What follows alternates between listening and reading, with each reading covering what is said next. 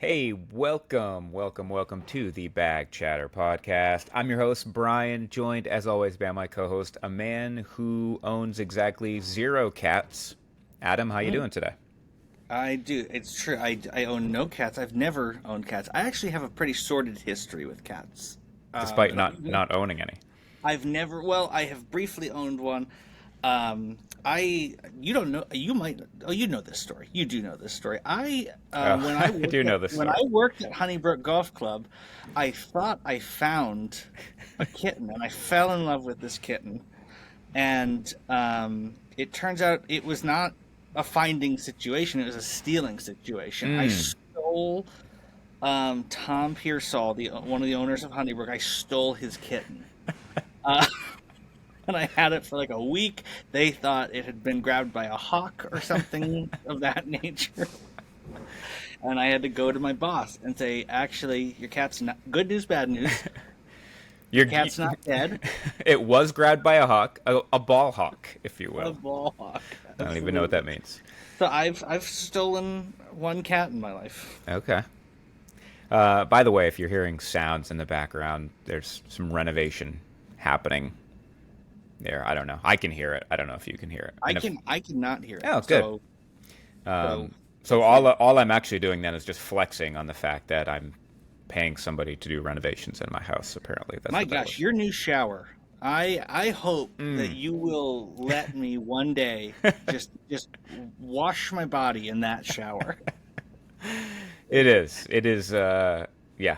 It's. Water falls like straight from the ceiling. It appears It just straight does. from the ceiling. Oh, It's a rain head. I don't know, but if you know this, they do heated floors these days in you 2023. have you got heated floors. So You yeah. are just you're flaunting your money. Is what you're doing. Listen, I've told so many people about the heated floors, and like way more people than I realized were like, "Oh yeah, we love ours." I'm like, "Oh, okay. I didn't realize Right. we almost didn't do it. This is an expensive renovation. Mhm. We haven't done one in over 20 years, and but that was the one thing we were like, let's not pay for the heated floors. That seems way too bougie. But then the last second we were like, no, you know what? Let's get the heated floors. Do it. Pretty Do happy. it. I feel like an absolute pauper with my floors that are just they're regulated by the climate around it. It's ridiculous. How do It you doesn't live? it doesn't make any sense. It's like the ground, thousands of years ago. It's the same thing. How do you live like that? I'll tell you who's not going to be on our heated floors in our bathroom. That's going to be our current cat or our potential new cat that we may unfortunately be getting. I need to put this out there because if there's some kind of a pall over the this whole episode, if it sounds like I'm in a bad place, it's not golf related. It is cat related. Long story short, my daughter has had a kitten for 6 months. She had to move a couple of weeks ago into a nicer place, but they couldn't take the cat with them. They thought some friends were going to take that kitten, but through some issues and complications that aren't really the kitten's fault, looks like that's not going to happen. And there's only one option left, and that's dad to the rescue, apparently.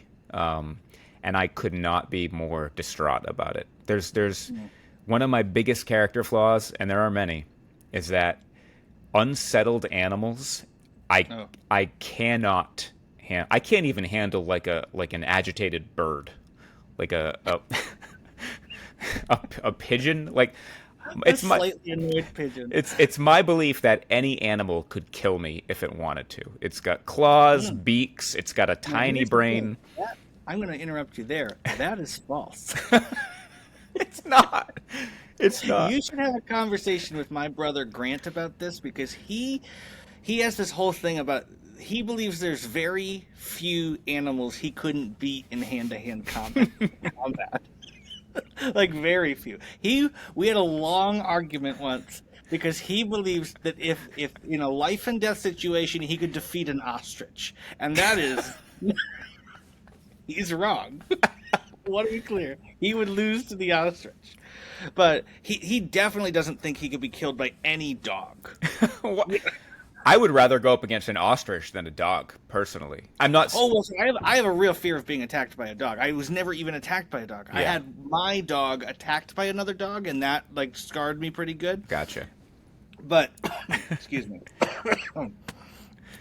But I've never been attacked by a dog. Have a huge fear of it, but like I do feel like even at like a pit bull or something, right?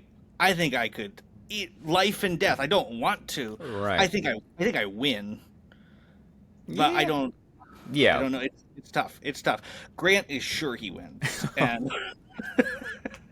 and he's pretty sure. I mean, I wish we could get into that whole list, but Yeah. that'd be a long. We could just have a side podcast where we talk to Grant about what animals he thinks he could defeat. That's funny.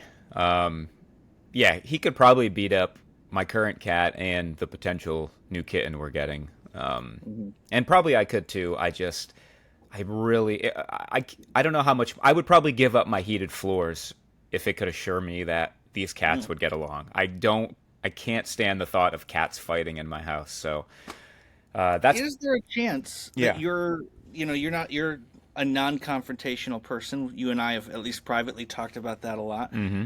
Is there a chance that you should just you said, dad to the rescue is the only Mm-hmm. option? Maybe this is just a learning experience for your daughter and husband.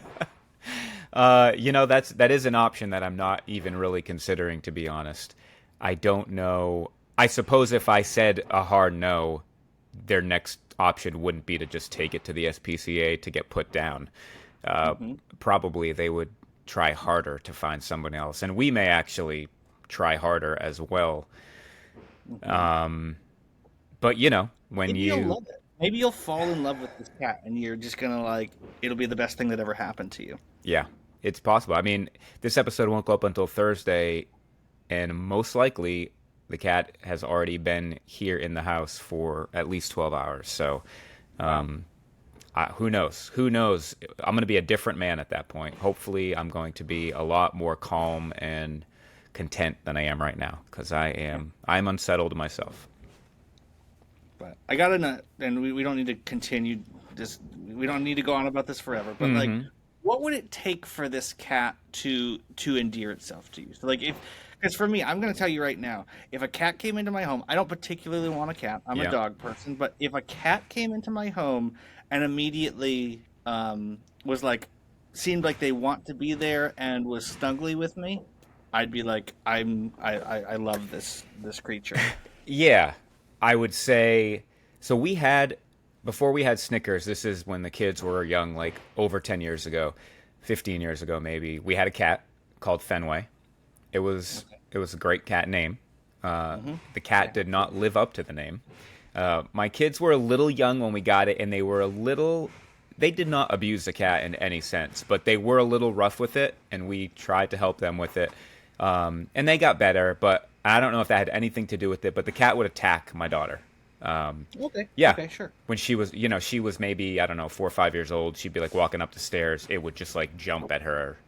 And so after me and like my reaction to that is to grab the cat and chuck it in the opposite direction. Right. And after one particular episode where I threw it halfway down the stairs because it had just tried to bite her, I said, Right. we need to bring this thing somewhere else because it's not going to be Hmm. good for the cat. So that being said, um, if this kitten, which the kitten lived with Kylie for 6 months and was not attacking people, so unless Right. it has a change of heart and decide it wants to attack me, it Right. should be fine. But it's the cat interaction that I'm worried about. I don't want either cat to be in danger. I don't want my cat to be annoyed. So Hmm. the bar is low, Adam. All I need is just like a chill house. That's all I need. The Right. cat can ignore me, really. I don't even need the snuggles. I just need no cat fights. I don't mind cleaning another litter box, whatever. I can't handle cat fights.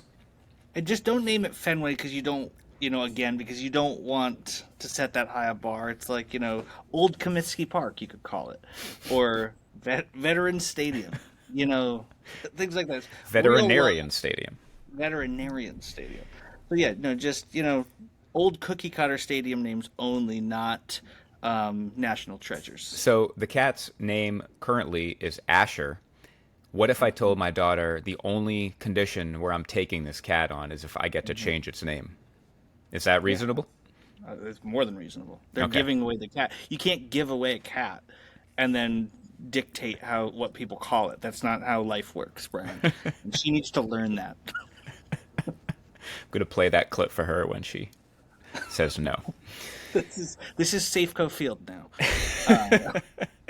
This is Petco Park. It's close enough. Oh man, what I need, other than a G&T maybe, is a round of golf. I need a round of golf to calm me. I hope to be playing today. I've played a few times since the last time we recorded. I assume you have as well.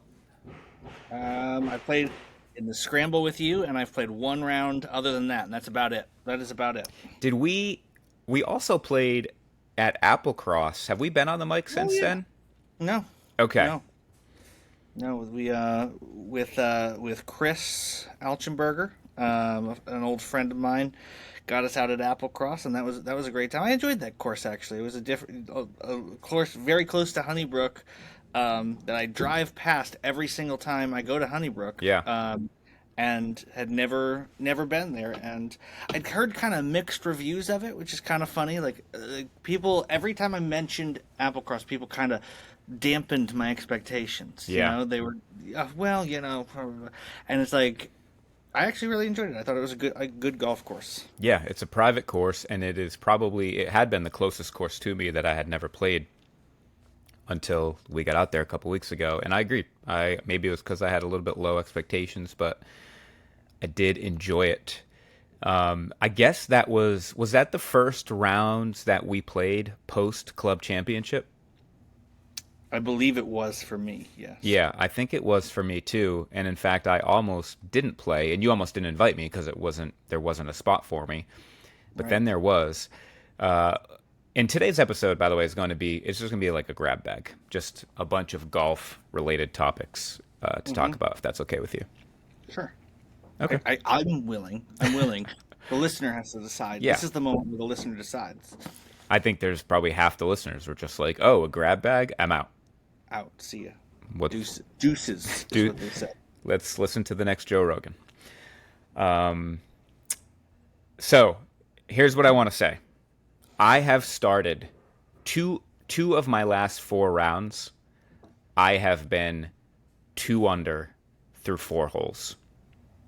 Okay. 2 of my last 4 rounds. So whereas Is that good? where you were coming off the club championship, probably a little more down than I was about your game and just about sort of the golf season in general.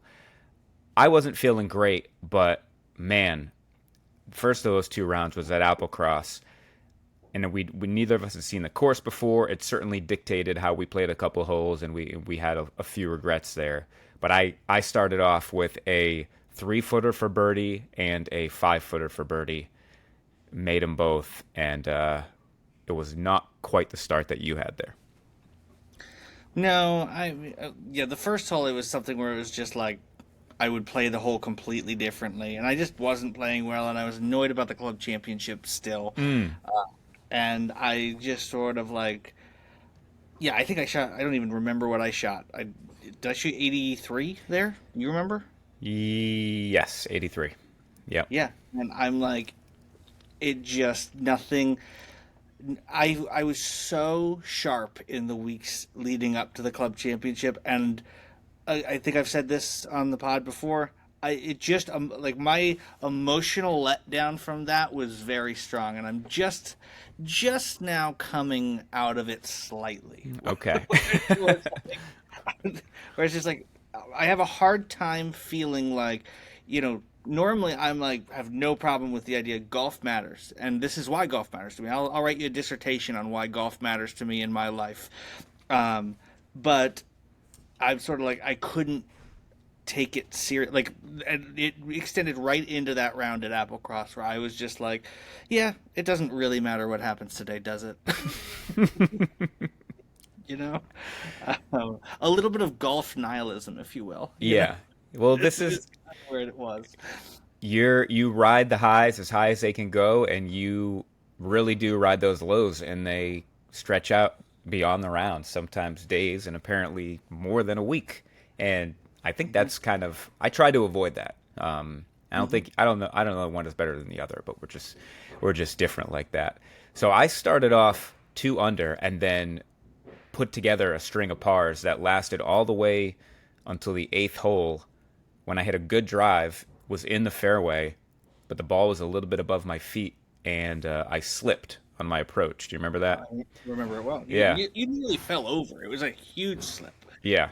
I ended up making bogey, followed up with a par. So I finished the front 1 under, and it's like, how am I shooting 1 under at a golf course I've never even played before? Then we get to the 10th hole, and your buddy Chris was super fun to play with. I will not say a bad thing about him, except that on the 10th tee box, he's like, this is a dogleg right, and you do not want to go right. Right is death. You do not want to go over there. And couldn't really see the greens, couldn't see what was going on with the hole. So ended up opting not to hit driver. I hit a 5-wood. I made a bad swing. Chris didn't make a bad swing. I made a bad swing. I actually hit it too far left, had to take a drop. But once we got up to where our balls were, it was like, oh, I wish I would have. Maybe it's my fault for not driving up, but aimed at the green. Yeah, like this hole, like it fits my eye so well. It's just a cut driver, and if it does leak too far right, it's all red staked. So I'm just dropping kind of over there by the green. So I did end up saving bogey, but I was bummed about that. But then I just continued to play pretty well. I missed 1 6-footer on a par 3, and then I had 3 greens where I hit my first putt too hard and couldn't make the comebacker. So those 3 putts were really like the big blemish on the day. I shot 76 with a 3-putt bogey on the last. You birdied the last, and I had said to you in the fairway, hey, if you can like eagle or at least birdie this hole, is that gonna salvage this day for you? And you're like, absolutely not. Yeah, not at all. In I have not thought about that birdie since, but I have thought about how badly I played there since. So. I don't know what hole it was on. It was right around 14, 15, 16 when you sculled a chip over the green and really were in your feels, where I forced you to talk into the microphone. And I'm going to play that now for the listeners and for you. What do you have there? 6. By the time we record next week, you're going to be in a better place. You're going to have 1 or 2 great rounds. So I need you to we need content for next week. Just tell people how you're feeling right now. I'm sorry that I'm doing this to you. Hold the phone. I'll start driving. I feel like I've wasted my entire life by caring about golf, by trying at golf. I can't do anything well. I can't drive the ball. I can't hit my irons. I can't chip. I can't putt. So, like, why have I done any of this? And so I'm playing, I played in the club championship, got beat by some 80-year-olds. Like, what? I mean, what? Before that double you just made, you parred 5 of your last 6 holes. It doesn't matter. So, first of all, I don't have a birdie all day. The one that I didn't par, I doubled. I'm just not close to good golf. I'm not even close. I think you're close. I'm not hitting the ball. You're I close. can't hit the ball. I can't do anything well. I need 4 different elements of the game to change. 2 weeks ago, I did everything well. Now I do nothing well. And it's like, it's just, I don't feel like I'm ever going to shoot a good score again. Okay.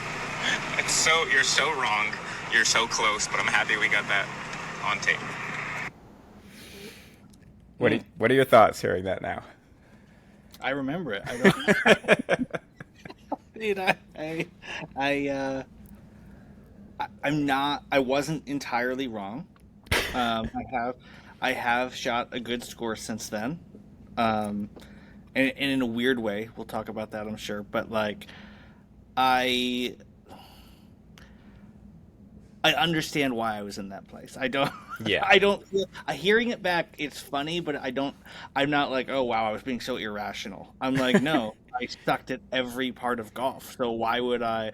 Why I wasn't one tweak away. Yeah. I wasn't one good swing away. I was a mile from anything good. Do you feel that you're not close to that headspace anymore, or like all it's going to take is a few bad holes in a row to get you there again? Or is that always the case? I don't know. I don't know. No, it's not always the case. So I did shoot. If I just jump ahead, Yeah, of course. Huckleberry for a second. If I just jump ahead to this other round for a second, Yeah. like that fine. I don't know if you again. I don't know what level of agenda you have. How did you ask it again? Sorry. Just- Yeah, I mean, is it gonna? Are you just a few bad holes away from being in that exact same headspace? So I'm not usually a few bad holes away from being in that headspace. It was the whole you build up to a club championship that you think you have a chance in, and then I didn't embarrass myself, but just played very poorly. And so I shot. I went out yesterday actually, and I shot 70 at Honeybrook, and I did that. And it's weird because that did not put me back in the headspace of you're playing great golf, because what was so weird about this round yesterday, it was the best round I've ever had by far when not playing very well. So I continued to not feel like I was playing well. I didn't do anything exceptionally. The back nine, I started driving the ball well. That's it. My irons were not very good. I hit some poor chips. I didn't really make a putt all day. In fact, I missed a 2.5 footer for birdie on Ouch. 12, and I 3-putted for bogey on 16 from like 15 feet, 15, 18 feet. Ouch. I blew it by and missed it coming back. And so I didn't do anything well, but I shot even par, and I still feel a little bit like, do you know how bad you had? This is such a weird thing to say, because 3 years ago I would have murdered a hobo for this round. Yep. But now I'm like, okay, yeah, okay, so I shot 70, cool. My handicap went down. My handicap's actually at the lowest it's been all year because I threw another good score in there. And it's like, I wasted so many shots. I wasted at least 3 shots, not in like normal ways. So I mean, forget the fact that I didn't make a putt all day. I made like, I think I made 3 birdies, and they were all like tap-ins because the way it worked. Like every par 5 I took advantage of, and like, you know, blah blah blah blah. And it just didn't feel like I was playing good golf at all. And I made stupid mistakes and still shot 70. So in one sense, that's encouraging, because it's like, okay, you can play bad and shoot 70. In another sense, it's like, you're still not playing good golf. Like, I don't feel like my swing is predictable right now. And it's weird. Is that maybe a little bit of an indictment against the Honeybrook white tees? The fact that you could play like that? Yeah. I mean, but yes and no. I mean, like, so Honeybrook is an easy golf course, and I've talked about that forever. But at the same time, it's a normal golf course. Yeah, You know? yeah. You know, and so it's not like, you know, so yeah, I was playing with people who were playing the whites, so I played the whites, but it was still a, you know, a handicap differential of like 1.4, you know, so it's like, that's still good golf. Yep. You know, from a scoring standpoint. It's just strange because it's like, holes 1 through 18, I felt uncomfortable with my golf swing. Just, I never got to a point where I was like, yeah, I know what I'm doing. I'm just in my head about mechanics and all the things that I don't like to be in my head about, and didn't do anything well. Again, didn't make a putt all day, including some short ones. Yeah. And it's like, I hit 15, but I managed to hit 15 greens, none of them spectacularly, but like, I hit 15 greens and shot 70, and it's like, all right, I guess that's a good thing. My floor is clearly rising. Yeah. If that's possible when I'm clearly, to myself at least, playing badly, then that's a good sign for the future in terms of floor. But I don't know. I'm in a weird headspace where I'm like, okay, why am I complaining? I shot 70 yesterday. Yeah. But it didn't feel good. Okay. Yeah, we'll get back to that headspace. Have you ever played Iron Valley? Here? I have not. It keeps coming up. Yeah. You're like the 4th person to mention Iron Valley to me in the last. We'll have to get up there maybe this fall. It's a nice course. It's in Lebanon County. It's high up. It has some elevation changes, some cool views. of course, I've never played well at. Actually, did play there. I forgot between the club championship and that Applecross round. Shot 39.42 for an 81, and that was for me. That was like my floor has clearly risen. Like I didn't feel super comfortable all day, but it was a situation playing with some buddies from my fantasy football league where, like, okay, like maybe I would be trying a little harder to impress these guys. That's been a bugaboo for me in the past, where people who know that I play a ton of golf, but who I don't play a ton of golf with, like feeling like I need to perform for them. And these are good guys. There's no reason to. They probably don't even care what I shoot, but you know how that is. Yeah. But yeah, I went out and played well enough to shoot 81. Cool thing that happened in that round was driving around with my buddy Randy, and I can't remember if I told you this or not, but he listens to the podcast. I don't know if he catches every episode, but he listens to enough of it, and he had 4 pars in a row at one point, and he kind of blew up a little bit on the front of his round, and was kind of making a mess of it, but then got this stretch where I think it was like 8, 9, 10, 11. He had 4 pars in a row, and he was like, Brian, like I'm a 14 handicap, whatever he is, 4 pars in a row, like that's gonna get mentioned on the pod, right? And I was like, what? I was like, well, Randy, I don't know if that's quite pod worthy. I said, I tell you what, if you par another one, Right. then I'll mention you on the It's a whole pod. segment at that point. Segment. Well, it's a par 5. We actually played the back first and then the front. This is a par 5 we get to, and he pipes a drive, and I did too. We were kind of side by side. I drove him by a little bit, but he steps up with, I think he had a long iron in his hand. I don't remember what he had. He proceeds to then hit his next shot on the green to give himself an eagle look. Wow. And then I followed him up by puring a 5-iron, but I didn't reach the green. He just made me look like a fool. I did get in for birdie. He did miss his eagle putt, but he tapped in for birdie. So he followed up those 4 pars with a birdie. Then on the next hole, a par 4, hits a good drive, just misses the green by like a foot or two, and rolls in a putt from off the green for another birdie.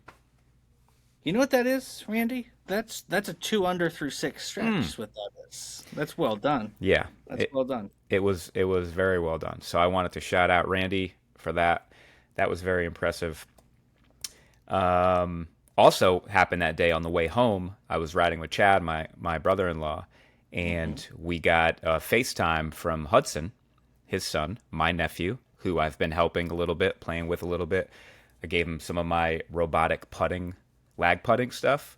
And Don't listen. No. Oh, he listened. And Hudson, if you're listening, don't attribute anything good that Brian's about to say to his robotic putting style. he's still trying to break 100. He's put up some 9-holers in the 40s before. Shot a 39 on Moccasins front 9 from the whites. That's How about serious. that? That's for real. That's golfing for real. He said, and I quote, I only had, I can't remember if it was 11 or 13, maybe 13. He said, I only had 13 putts. Thank you for teaching me how you putt, Uncle B.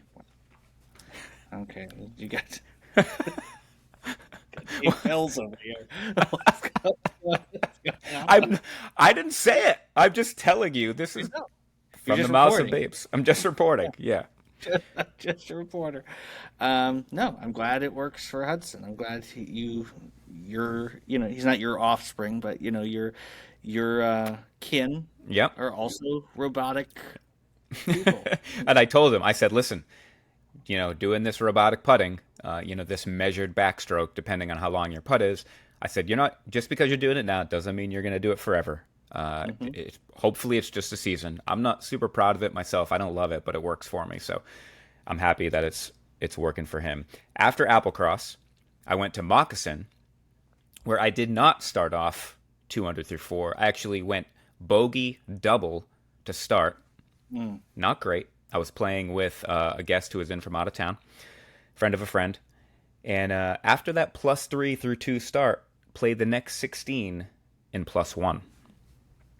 Which is pretty good. All right. Pretty good. Yeah. So that was another 76, followed up to 76 at Applecross with the 76 there.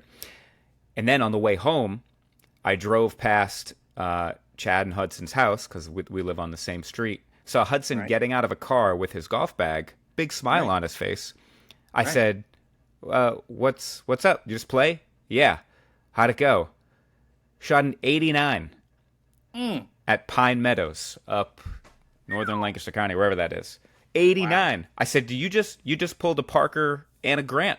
You just broke 190 on the same day." And he said, "Yeah." He said, "Yeah, but it was 5,900 though." I was like, "Who cares? 5,900." Wow. You know what?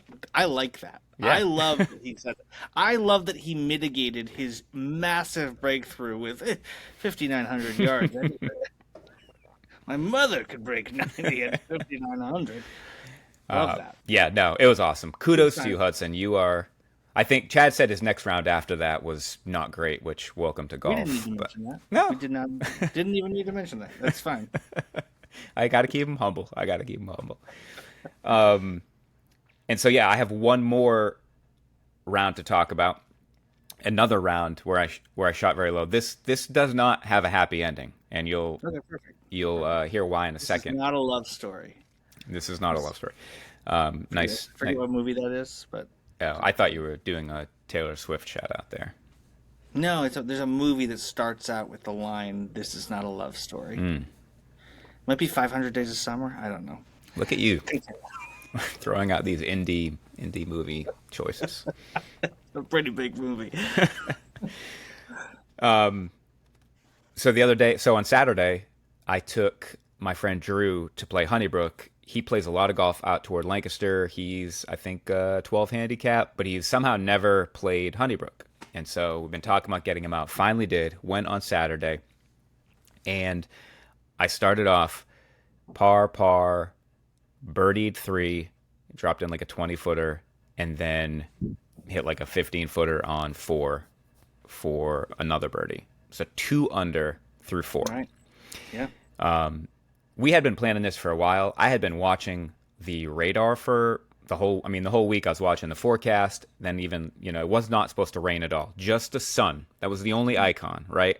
Oh, sun only. Sun only. But on holes like 3 and 4, I'm like, man, the sky is super dark to the west. That's usually where the weather comes. Look at the radar. It's like, there are a couple of tiny things popping up.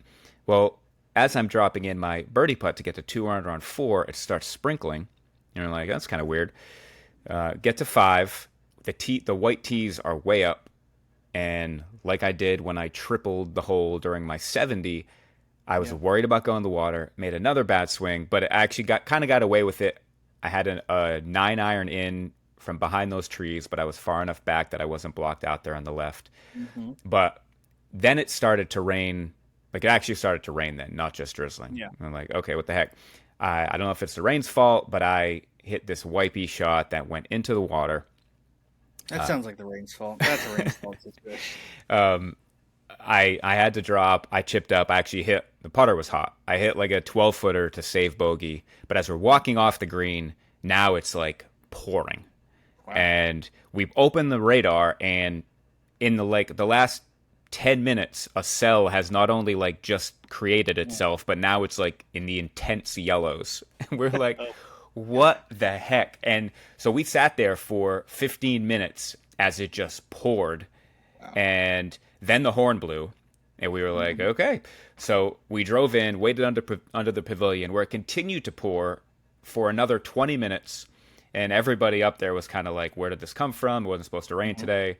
Right. I messaged Erica. She's like, oh, it's sunny here, which is 20 sun minutes away. There. Yeah. Sun only. The icon was right there. But we're watching the radar. We knew that it was going to, pass here quickly. And then after 45 minutes of solid rain, it did pass. There was standing water everywhere, but the sun was back out. So the rain does eventually stop. Sun comes back out. Standing water everywhere, but we do get back out on the course. Go back to the 6th hole, where I immediately make a bogey. Thank you, rain. Another bogey. So now I'm back to even. A par 7, par 8, sloppy bogey on 9. Almost hit like a 35-footer, but it stopped 6 inches short. But I turned at 36. Very happy with that. Drew, meanwhile, never broken 80 before. He pars 10 and 11.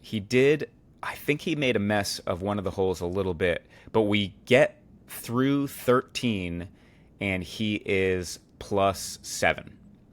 So he's +7 through 13, heading into Amish corner. But as we're playing 13, I'm looking at Wes and the sky's getting black again. And I said, I hope something's not about to come. And he's like, I just looked at the radar 15 minutes ago. There was nothing. We pull up to 14 and it goes from not raining to pouring in like 60 seconds. Like, it was ridiculous. So then we're sitting there in our car. It's pouring. And we look at the radar, and again, this cell has just like magically created itself. I guess that's how they do it, but this cell just opened up right over Honeybrook magically and just grew and continued to grow. So we sat there talking in the rain for almost 15 minutes, and then you could see it brightening up again, and then it stopped. I'm like, okay, let's go. You know, you're +7, 5 holes left. The course has taken on a lot of water, but let's do this. So we get up there, and I'm telling him how to play 14. We're playing from the whites. He pipes a drive on the perfect line, and we see it bounce up there. I'm like, I don't think it's on the green, but I think that thing is like just a few paces short of the green. Like, fantastic drive. No sooner do I say that, the horn blows. And I said, oh no. And he was like, what? I said, I mean, all the weather is behind us now. I have a feeling they are trying to close the course. Right. And he just looked at me like, and I couldn't even get a ball in the ground to tee it when a kid drove up that works for the course and was like, sorry guys, course is closed. Everybody's got to come off. And I felt terrible. I wished that when I had seen that kid, I didn't have a lot of time, but I wish when I saw him coming up, I would have like hid so that he couldn't tell us. But I didn't. It was like one of those things where I think if I would have been like, you know what, screw it, Drew, let's just keep playing, I think he would have been like, okay. But, you know, being a member of the course, and obviously I didn't want to just be like, I'm going to keep playing. So I didn't even hit a tee ball then. We drove up to 14 green. And yeah, I mean, the greens were okay, but there was standing water everywhere in the fairways. I was like, do you want to at least just go up and like see if you can chip this in for eagle or get down for birdie? And he was like, why does it even matter? Like, it's, you know, the round is not happening at this point. Right. And I was like, can you come back? Like, maybe we can come back tomorrow, like early afternoon, like in the PGA Tour. Sometimes if like a round is suspended, and he was like, I can't tomorrow. And I was like, yeah, I kind of can't either. And so that was it. He just picked up his ball, and we just had to leave. Isn't that sad? That's the thing. It feels sad. And I got home. You know, I live 20 minutes from Honeybrook, and I pulled in his driveway, and I was like, "Do you realize it has not rained a drop here? Everything is completely dry." And I confirmed it with Erica. She's like, "Yeah, it never rained here." That's crazy. So. That's crazy. It's so funny. That day, I know the day because I was working at AutoZone, and we got a flood of. So we got a lot of rain, but in flashes like that, and we got a flood of people from Honeybrook who had been called off the golf course. Yep. And some were upset, some were like, "No, the course was the blah blah blah," you know. But it was. Yeah, we got bum rushed by people chased off the course at Honeybrook. Yeah, I mean, it was. I had never experienced something like that where the forecast called for 0 rain, 0 showers. At least the apps. I didn't really dig deep into a good forecast, but it didn't seem like it was going to rain. And then it didn't rain like anywhere except for the place we were at. I told Drew this. The only like silver lining is that like I was like, you are going to break 80. Here soon. Like your game looked great. Like this wasn't you were playing over your head, you chipped in, blah blah blah. And he loved Honeybrook. He was like, I can't believe I've never been out here before. Like this course is amazing. It's a lot of fun. So that's cool. Yeah, so that was fun. I ended up only being able to post the 36 from the front. But that did combine with another not great 9 holes that I had. So that combined with a 40 that I had. So my last three scores are 76s. I was at a 3.8. In these last few postings, I lost my 1 over 71 or 72 that I shot with Luke. So I crept back up to a 4.6, and now I'm at a 4.5. But I think, actually, I won't think, I will know. My 1, 2, 3, 4, 5, 6. The 6 next rounds to come off, none of those are used in my handicap. You have an opportunity here to get low. Yep, I do. Where's your handicap at? You said it's the lowest it's been all year? Yeah, I started the year at 1.1, crept all the way back up to 3.1 at one point, and now with the 70 from the other day, I'm back down to 1.7. Okay. It's great. So back in the ones, and that's good, obviously. Yeah. So, like I said, a little odd because I am not feeling like I'm playing my best golf of the year, but hey, it's good to be in the ones. Yeah. Last thing I want to hit before we get out of here, we played in a scramble the other day, and it kind of went as predictably as we thought it would.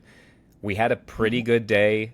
We were playing with my brother-in-law, Chad, who's, probably like a 15 handicap, 18 handicap, whatever. Playing with another guy, Steve, who I think is maybe high single digits. We played all right. We shot 60. The mulligan situation was fairly normal. It was 4 per player. You couldn't buy unlimited or anything like that. There were no other gimmicks with a rope or a yardstick. But we knew. We were like, 60 is good, but there's no chance we're winning. And sure enough, you had to leave early, but the winning score was 52. That's just stupid. 52. 20 under. So you're telling me they had 16 birdies and 2 eagles. That's what you're telling me. And I don't believe them. There is a law of diminishing returns with the way golf works. I mean, if you got Tiger in his peak and Rory and Jack and Phil, are they going to go out in a scramble and shoot an absurdly number? Yes, of course. But they're going to shoot 52. They're not going to shoot not going to shoot much lower than 52. No, I mean they might shoot 47. They might get on 3 par 4 greens that mere mortals couldn't. But it's not going to get much lower than that. Is the point? Right. There's only so many. Yeah, there's only so many putts you can make. At some point, it's just ridiculous. I don't know. Yeah, I don't believe them. That's what it comes down to. I don't. And it doesn't have to be that they lied, but it's okay, in these types of scrambles, right? We each got 3 or 4 mulligans. I forget 4 what mulligans. it is. Yeah, we each got 4. 4 mulligans. And so you got to and we're being real honest. We're pacing them out. We're saying, we're saying, who took which mulligans and stuff, because you could say, oh, we've got 16 as a group. Right. But, No, I kept track on our scorecard of who's taking them. No, each person gets 4. So the 15 handicap gets 4, the high single digit. I'm so there would be so many ways to at least lightly cheat, right? Where it's oh, yeah. Where it's okay, maybe the best player takes all the mulligans. Or maybe you take some shots where it's that if it goes in, it's a mulligan. If it doesn't go in, it's right. that kind of thing. And I'm just I just don't believe that someone shot 52 playing it straight up. I don't believe that. I'm sorry. Yeah, I find it. I don't know anything about the guys that won. I find it kind of hard to believe too. I played in a scramble of this year that I talked about where the winning team shot 48. Now, that one included a piece of red string that you could, put putts in the hole that came a little bit short or whatever. But still, that's just, it's absurd. I don't know if there's any way to police it, to make scrambles a little bit more fun, because it is totally on the honor system. I was trying to think of, I couldn't come up with anything. I couldn't even come up with a half-baked idea. I thought it would be fun, if at the beginning of the tournament, everybody had to guess the low score, and then maybe you won a prize if you guessed it right. Would that have made me feel better if I would have guessed 52? Well, you know what? I probably wouldn't have guessed 52 because that's an absurd score. This is stupid. Does it ever is it weird to you? I think this every time I play a scramble. right? So we shot 60, and it felt like we hit some clutch putts to get to 60, right? Mm-hmm. And how weird is it that like I shot 68 this year? Right. You know what I mean? It Right. feels like it feels when you're in that like it's the diminishing returns thing. But you and I have both shot 70, together a number of times this year, Yeah. and it's sort of like, how strange is it that it feels like with four people playing, it should be a bigger difference, and it's like, well, no, like we we would not alone have been in last place in this scramble, which Right. is strange to me. I think part of it, there's a bunch of factors probably, but part of it is that focus thing where how many swings do you take in a scramble where you know it doesn't matter because there's already a really good one, or oh, we're out there good, let's try to get out there another 20 yards. Yeah. And I think that level of focus you have in a normal round, I'm not saying anything that hasn't been said 100 Yeah. times, but I think that's a huge deal. Yeah, I've never played well on a scramble. I don't enjoy scrambles. I want. Don't get me wrong. If someone invites me to play in one this weekend, it's better than not golfing. But in terms of like is this the way I like to golf? It's just No.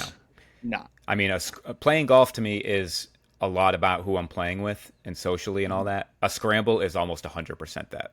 And unless I'm like getting on a course that I otherwise never would. And even then, Sure. I'm kind of like, ooh, I really wish I was playing my own ball today. But yeah, no, it is all about who you're playing with. I don't love scrambles, and I used to love them. I think it's a sign of when you become a better golfer, you start to not love scrambles as much. I also used to view it as one of the only times that I was in any kind of competition at all. And so now the competition is not, I'm getting competition in other places.